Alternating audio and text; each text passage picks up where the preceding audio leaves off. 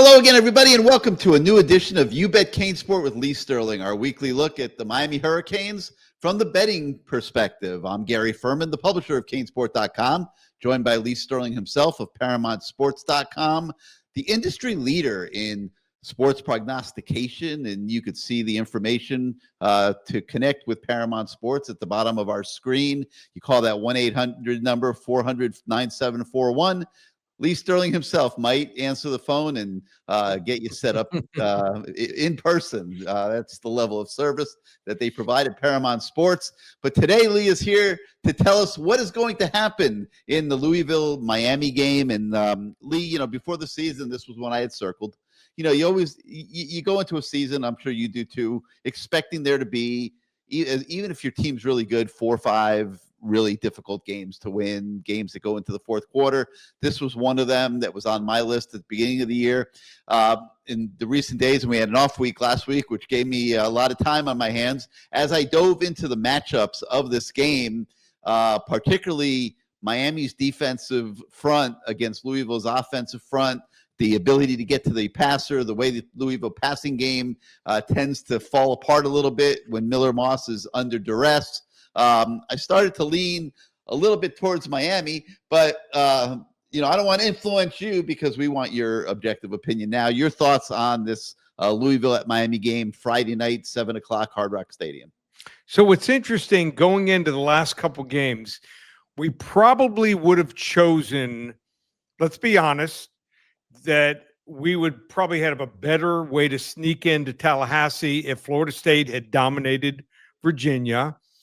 Instead, they lose, and they started off the game pretty well. That first drive, they score on a field goal, and that was it. No one, I think, expected us to then score 28 straight points. So I thought the play calling was superb.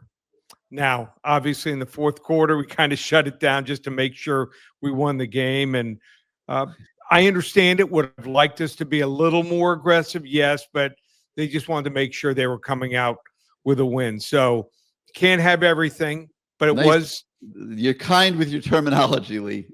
Yeah. I'm being kind. Beyond shutting it down. Right. I don't think we're at any time in a threat to lose the game unless they recovered that last, onside kick. But yeah, I'm an aggressive person, and I would have liked to have put it away. So, but I do understand it. I think that's something obviously we're going to have to improve on, but so many bright spots. I really think this team, and I thought going in, we had a couple weaknesses. We don't have a perceived weakness, which is really good going forward. So, I thought maybe if you had to name one weakness, our linebackers are a little above average, but even the linebackers overall are playing well. So I'm happy with what I'm seeing. I think we really hit on the transfer portal like no other team. And you're up 28-3. We were clearly the better team. Now, going forward, you're going to play a team, Miller Moss. You look at the stats, he's not real impressive. 7 touchdowns, 4 interceptions. At times, he looks incredible. And that's what USC saw, and that's why they recruited him before he ends up getting beat out. But when you nailed it right on the head. When you get pressure in his face, that's when he falters. And I think Miami's going to get some pressure certainly on him. They're talented. They might be the most talented offense as far as skill players that Miami's going to face. Isaac Brown from Homestead's incredible. Now, he's been banged up. That's why he only has 334 yards. They have a couple other, good backs. They got some real good receivers. Chris Bell's averaging over 14 yards of reception. Colin Lacey was hurt most of last year. He's coming on. He has 27 receptions. Jaleel Skinner, obviously we know who he is. He's chipped in 12 receptions. I think, is that more than he had? He didn't have a whole lot when he was here. Did he? Didn't.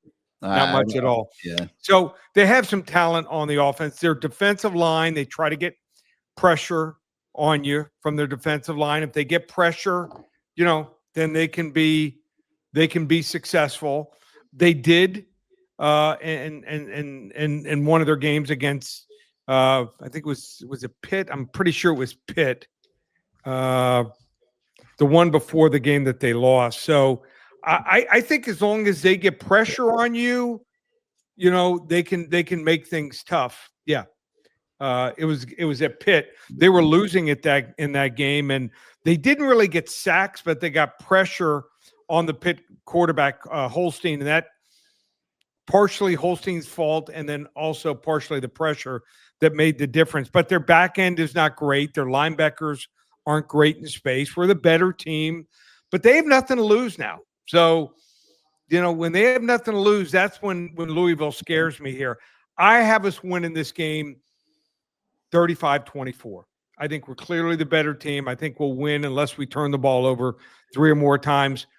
Based on the spread, if I had to pick a side, I won't be giving out to my clients.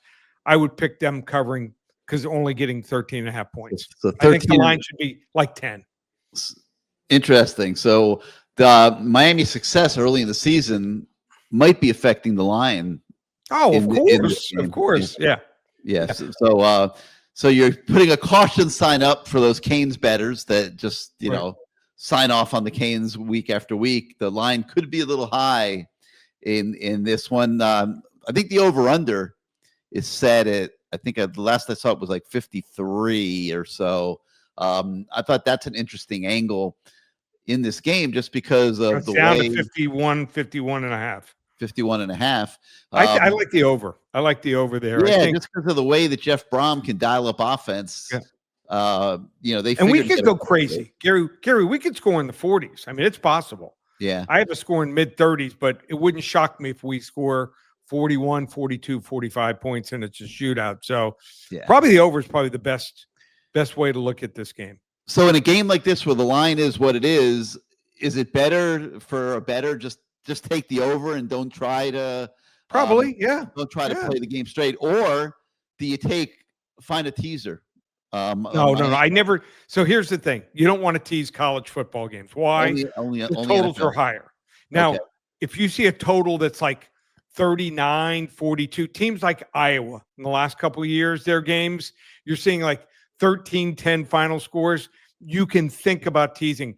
I think I've teased 2 college totals maybe twice in the last decade. So last 10 years. So that's one of the no-nos in betting. Don't tease college football. Okay. Points are cheap. I mean, would it shock you if the final score was 48 to 40? Right. No. Right. And then right. Yeah, you're right. I mean, it's tricky. All right, there's another big game in the ACC this week that I wanted to talk to you about, and Georgia Tech is going to Duke. Okay, and both are 3-0 in the ACC. This is a pivotal game, really, as crazy as it seems. There's not a lot of wiggle room for all these ACC teams this year in terms of getting to Charlotte, if that matters to anybody. But this is a big game in the ACC, and Georgia Tech, if they can get past this one, might have a fairly easy path to Charlotte. Your thoughts on what happens in Durham, North Carolina on Saturday? We got to look at the standings. I mean, Georgia Tech, Virginia, and Duke are all 3-0 so far, even though Duke's lost 2 games. SMU's 2-0, although I don't think they're any great shake this year, and I think they're going to lose to Clemson, and we're 1-0. We've only played 1 conference game. So here's what's interesting about Duke. They were outgained by 117 yards in their win against North Carolina State. North Carolina State's defense is terrible. Right. Cal scored on Duke's defense 3 straight times to open the game. 3 touchdowns, as a matter of fact, in that game. So I think Georgia Tech's offense is completely different than anything they faced, and I think they're going to do a number on. Maybe not as high scoring as some of these other teams, but they just slowly, methodically, 8 yards, 12 yards, 6 yards, 5 yards, 2 yards, 12 yards. They just move down the field. Their quarterback, Haynes King, only has 4 touchdown passes, but he's run for 440 yards, over 5 yards a carry, and 9 touchdowns running the football. Yep. So Duke's D does not have much depth at all. They're not real talented. They've given up 33 to North Carolina State, 34 to Tulane, 45 to Illinois. And the Tulane and Illinois games were at home. This game's at home here. I think Georgia Tech is clearly the better team, lest they turn the ball over 3 or more times. I think Georgia Tech's the right side here, 34-26. All right. An interesting game in the SEC. LSU goes to Vanderbilt in Nashville, and Vanderbilt's, obviously one of the surprise teams in college football this year. What happens when LSU, a team that people are kind of disrespecting a little bit, let's be honest, goes to Vanderbilt? Well, against all Division I teams, they haven't scored more than 20 points. Crazy. I mean, they were talking about Garrett Nussmeier being Heisman candidate, maybe being picked top 2, top 3. I don't see it. He might not be 100%. There's something not right with him, but he's getting Aaron Anderson, his best receiver, back for this game. I still think their defense is really good. Their defense flies to the ball. They can shut people down, and a running quarterback going to have trouble against this LSU team here. So I know the game is in Nashville, but the best unit out there is LSU's defense, and it's not even close. Then probably Vanderbilt's offense, LSU's offense, and then picking up after that is obviously Vanderbilt's defense is last. So, unless Vanderbilt's hits on some trick plays and Diego Pavia is just on fire, I think this is the game where LSU finally scores above 20 and wins. They have been a disappointment, but they're getting 2.5 points. I have one in the game, 27-20. All right, Lee. Well, it's going to be an exciting weekend starting Friday night with the Louisville game, and it'll be interesting to see how that one plays out. Any specials at Paramount Sports this week? Yeah, so what we do, we've had what's called the NFL 5 for 55. We put out games on either Wednesday night or Thursday morning, our top 5 NFL games. And 4 weeks ago, we went 5-0. 3 weeks ago, 5-0. 2 weeks ago, 5-0. And last week on this promotion went 4-1. 19-1 in the last 4 weeks. So I think we're pretty dialed in the NFL now. So if you want to hop on board, and we call it our Lee's NFL Golden Ticket, Sunday Golden Ticket. You get 4 weeks of NFL games texted to you. You're going to get them by Thursday. You're all ready to go. $197 for those. And like I said, we're on a 19-1 run in the NFL.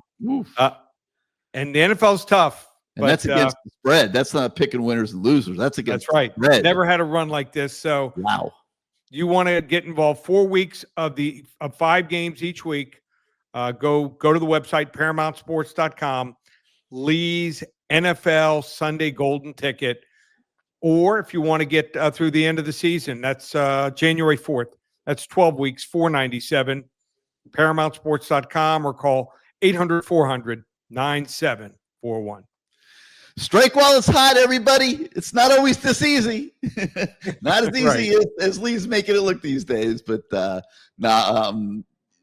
obviously, I'm not going to tell you how to spend your money. But if you want to bet on sports events, Lee Sterling is a great place to go to get some information that'll help you out. All right, Lee. We'll see what happens. We'll talk to you next week. And for Lee Sterling, I'm Gary Furman. Thank you so much for joining us, everybody. We will see you next time.